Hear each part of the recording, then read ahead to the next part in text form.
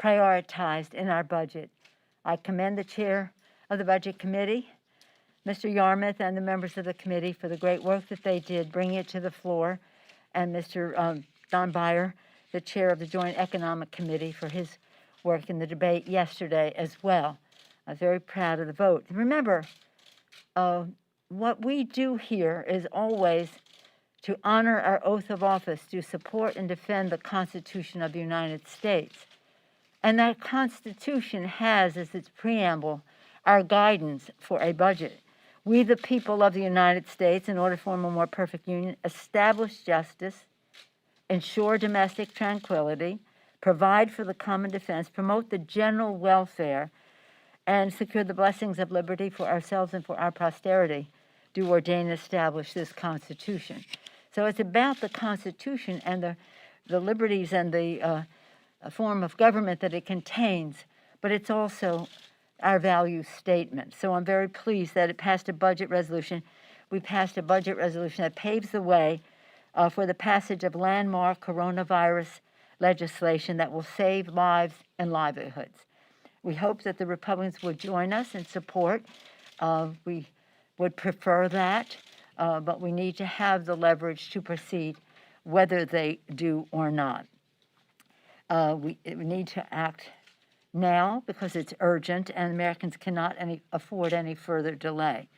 Our committees now will continue to work on the bill context. So that will be all, well, as soon as the Senate finishes their work and then we pass on what they did, so hopefully that's the next 48 hours, then we can signal that we're ready to mark up the bills. We can file the bills. Our committee will work on the text, as I said, so that the Biden relief package will put money, we're putting money in people's pockets, vaccinations in people's arms, children in school, workers and to work. And speaking of back to work, also this week, I'm very pleased with the legislation, the National Apprenticeship Act of 2021. As soon as we'll be debating that and voting on it tomorrow. But that is very important legislation for us to have training for the workforce development piece of anything we do is very important. As we prepare to go beyond this rescue package, which is what this bill, the bill I'm talking about now, and then to the recovery bill. Recovery bill will be about many other things, including infrastructure, and workforce development is very important there. In preparation for that, this apprenticeship legislation is very important. So I commend Bobby Scott, the chair of the Education and Labor Committee, for his ongoing work. We passed this last year, but it had bipartisan support. We hope it will again tomorrow. As you know, sadly, this week, the Congress recognized the service and sacrifice of Brian Sisnick, who died following the terrorist mob insurrection on January 6th. He passed on the 7th, the next day. We had that lying-in ceremony in the Capitol. And what was so important about it, of course, we paid our respects and sympathies to his family, who spoke so lovingly and beautifully about him, but also to see the connection among our Capitol Police and how they mourned the loss of their colleague. Indeed, Officer Signet is a martyr for democracy. That was martyrdom that he suffered, as well as the other who passed, Officer Lieberman Good and Smith. And we will be honoring them appropriately at some point when it is sometime soon. But right now, when it came to danger in the Capitol, Officer Sisnick and the Capitol Police, whom we are enormously grateful, put themselves between us and the violence, saving lives and defending democracy. Indeed, Officer Sisnick was, again, a martyr for democracy. His service and that of other heroes in uniform, some of them of the Metropolitan Police of the District of Columbia bring luster to our Constitution, as I said yesterday, and to our democracy. So very, very sad. To do the people's work, it is essential to keep the people safe and to keep this house safe. For our members, our staff, the custodial staff who make all of this possible, for those of you who cover it in the press, for our visitors, hopefully soon we'll have some again after COVID. And I want to salute the General Honoré for his work in reviewing the security here. Well, I was honored that he accepted the charge to study how we keep members safe here as they do their jobs in Washington, in the Capitol, as they do their jobs in their districts, and their travel to and fro. Again, the security posture of the Capitol complex, and that includes the House office buildings, this will run until March 15th. One of the proposals that he made that we've already have some good news on is that it was clear that the Capitol Police have been severely affected by COVID. Separate and apart from everything else that's going on, like the rest of the country, they have been severely affected by COVID. And he recommended that we vaccinate the Capitol Police. And now, with the cooperation of the Biden administration, we were able to do that. And I thank the acting police chief for her statement that she put out this morning. Again, we have the threat from within, as you are all well aware. Some members refuse to comply with security protocols to keep members, staff, police officers, everyone, including all of you, safe, which is why we are passing a rule mandating fines for non-compliance in that regard. You're aware of that, I'm sure.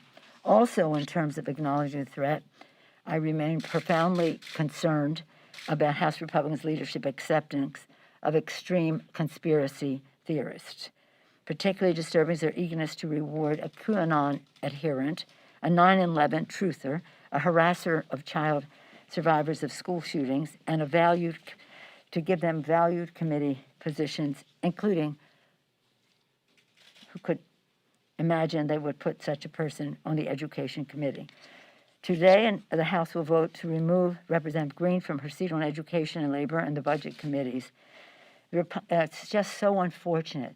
You would think that the Republican leadership in the Congress would have some sense of responsibility to this institution, as they did when they did not seat Representative King of Iowa 2 years ago.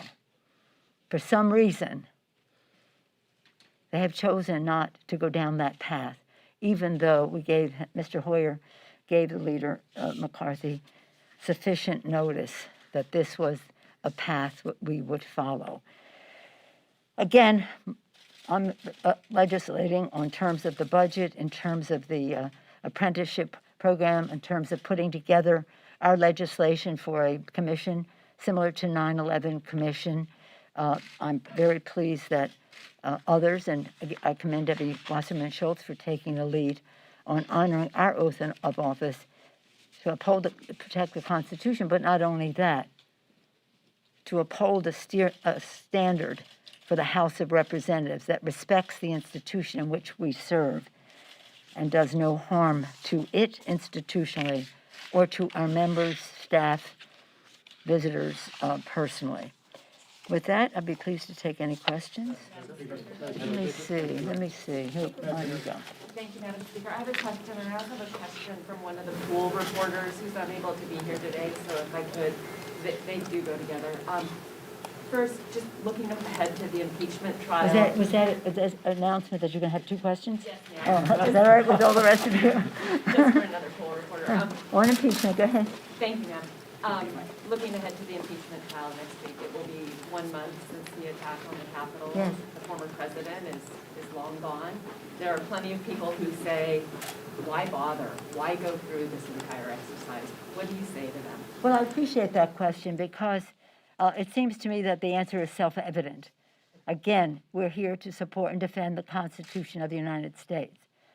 The world witnessed the incitement that the president caused to incite a insurrection against our government, against our Capitol, against members of Congress, with the use of force and violence. For us to, why bother? Why bother? Ask our founders, why bother? Ask those who wrote the Constitution. Ask Abraham Lincoln. Ask anyone who cares about our democracy why we are bothering. You cannot go forward until you have justice. And what did we say about the preamble to the Constitution? Didn't we say it started out with justice?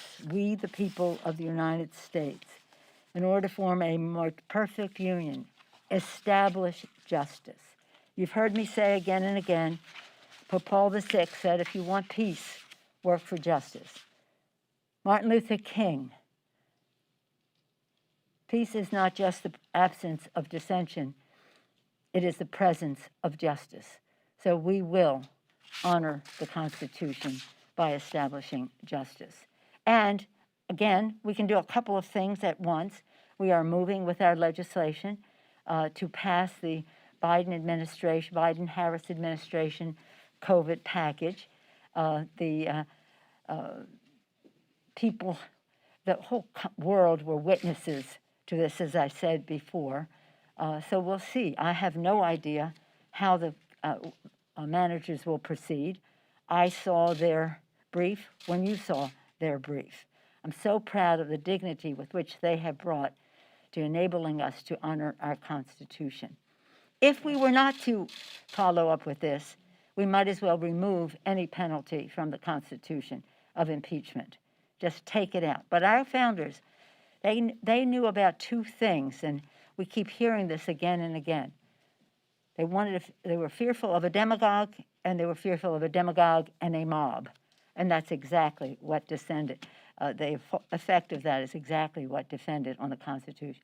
But I want the public to know that there is no opportunity cost in our defending the Constitution. In fact, it is an enhancement for us to do our work in a way that is respectful of the institutions in which we serve, the Constitution, which we take an oath to protect and defend. Your other question? Ma'am, our colleague from the LA Times had asked that the House managers are walking into a trial where all signs point to acquittal. They don't know that. What does a victory? They don't know that. They don't know that. They haven't heard the case. They don't have the case, but in the court of the Senate, they will make their case. In the court of public opinion, they will make their case. And for history and posterity, as our founder said, to ourselves and our posterity, they will make the case. But I have great confidence in them, and we'll see. We'll see if it's going to be a Senate of courage or cowardice. She asked, what does a victory look like? Well, you know what? Why don't we just wait and let them make their case? They have been very, shall we say, silent, hardworking, brilliant in terms of what we saw in the brief. Not only wise, but you might appreciate, well written, and no spelling mistakes of the United States. So again, I'm not here to talk about that because they are going to be there to present the case. And we don't have to defend why it is necessary, and we don't have to talk about who's going to be there or not, because we just don't know. They know, and they will present it when they do. Yes, sir? I was wondering what you thought of the Republican senators' plan. They went to the White House this week to meet with the president, and how much the plan is at 1.9. Joe Biden has indicated he wants to stay there. Is that where you think it'll end up? Well, Joe Biden has presented a plan that meets the needs of the American people. This is very important because we have been, let me see, I'm going to read this to you because I think this is very important for people to know. we'll get around 450,000 people who have died. Before you know it, sad to say, and hopefully we don't achieve it, but we're on a path to 500,000 people dying from COVID. And that is because of a complete failure on the part of the Trump administration. But don't take it from me. This is what the GAO in a 346-page government accountability document said. It said almost 90%, 27 of 31 of the GAO's recommendations from June, September, and November remain unimplemented as of January 15th, less than a week before Trump left office. GOP remains deeply troubled that the agencies have not acted on recommendations to more fully address official gaps in the medical supply chain, and the list goes on. We want to save lives and save livelihoods. It's going to cost some money to do so, but it is a good investment. And don't take it from us, whether you're talking about the chairman of the Fed, the Secretary of the Treasury, Mark Zandi, other economists have said, even the governor of West Virginia has said, go big rather than go small. And that's what we have to do. It is a reasonable plan. It meets the needs. It is not excessive. It is coronavirus-centric. It is in a timely fashion, and that's where we have to go if we are going to, again, put vaccine in people's arms, children in school, money in people's pockets, and workers back in their jobs. So it's pretty exciting what he's put there. And what we did at the end of December, plus this, is approximately what we have been advocating in the HEROES Act all along, 3.2. This comes up to nearly $3 trillion. But that's what it needs. So for the Republican senators to come in at $600 billion, 1/3, well, what is it? Are we going to feed fewer children? Are we going to inoculate fewer people? Are we going to, how do you cut that? I think they have not respected our heroes by supporting state and local government. These are the people who are on the first line, whether it's healthcare workers, police and fire, first responders of any kind, sanitation, transportation, food workers, our teachers, our schools. We have to invest in safely returning our children to school. So again, I just don't see how you have to make those choices about who you cut out when you decide to cut the funding in the package. Yes, sir, in the back. Madam Speaker, given some of the events in Russia and Burma this week, curious if you believe that the House will move forward with any sort of response, sanctions, anything like that. Well, we look to the leadership of our new president on that score. I myself have been a supporter of sanctions of Burma at the time, going way back. I still call it Burma, as a matter of fact.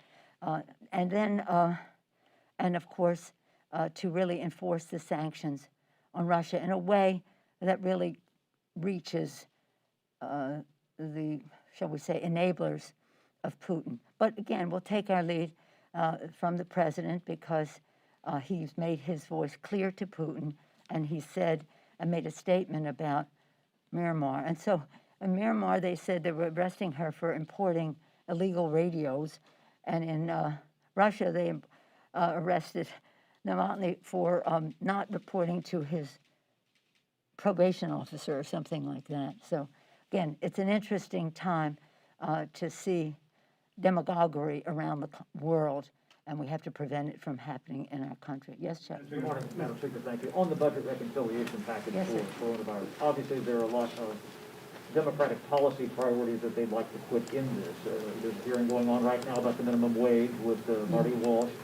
If some of those things, like the minimum wage, don't wind up in the bill, is because, you have to work through this process, you have to get the votes.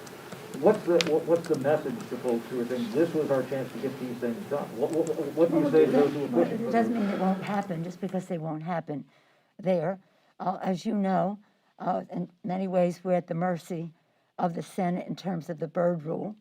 And again, the parliamentarian of the Senate is going to make some determinations. We had hoped she would make them by now, but until we have our bill, which we now have, We don't have those determinations from her. But there's so much in the package that has to be done right now, and we'll do the best we can. Do you have concern, though, that some who said, okay, Democrats are going to have the House, they're going to have the Senate, they're going to have the White House, and you say, just because it's not in this bill doesn't mean it doesn't get done, but they will be disappointed, and how do you respond to them? Say, look, we're taking Well, our crack. we've already are introducing the minimum wage. That's a very high priority for us. But we can't, and we hope that we can get it in reconciliation. I'm a veteran of reconciliation bills over time, and I know the, shall we say, the struggle that it frequently is to have everything comply in a way that meets the standards of the Senate in terms of the Byrd Rule. We in the House think of it sort of a House of Lords attitude. Why don't we just pass what we can pass without having it being determined by one person as to what can be contained in there? Just put it on there, vote it up or vote it down. But in any event, we're very proud of the legislation, and again, it's not the last bill we'll pass. This is the recovery. This is the rescue package. This is the rescue package. We must pass this bill to crush the virus, to save the lives and livelihoods of the American people, to put children back in school and people back to work. That is its purpose. We want to do it in a way that is fair, that addresses the disparities that have existed. Do you know, in the Native American community, 2 times as many people, percentage-wise, have died than whites? The disparity in the African American community and in the Hispanic community is sinful. So as we do this bill, we want to do so in a way that is fair and equitable, and continue to do testing, et cetera, distribution of the virus, but keeping a record of how this has been distributed. Then hopefully we can get to a place where this bill will be a force for fairness rather than ossifying some of the unfairness that has gone before. Then we have the next bill will be, this is rescue, that's recovery. And we're already working with some of the provisions that we would have in a Recovery Act. We're legislators. That's why we're here. That's what we do. And so we're always getting ready for the next legislation. Build Back Better for the people. These were some of what we talked about. Joe Biden said help is on the way. And the recovery package with lower health care costs and bigger paychecks for the people is what we need to do. So just because something might not be in one bill, and we don't accept that yet, but if it isn't, we have other places to do it. In fact, I wish we were talking about a living wage, but $15 an hour is an important improvement over that. I just have time for one more question. Speaker Pelosi, I'm just curious, as far as the impeachment trial is concerned, Senator Graham said that if the Democrats call any witness, that they'll be prepared, the Republicans will be prepared to call in the FBI and, quote, tell us about people who pre-planned this attack and what happened with the security footprint at the Capitol. What's your response to that? Your question is a waste of time. Yes, Speaker Pelosi, are you worried at all about the precedent that it would set in none, removing not a at all, president? not at all. If any of our members threaten the safety of other members, we'd be the first ones to take them off of the committee. That's it. Thank you. Are you willing to compromise on the eligibility for stimulus payments?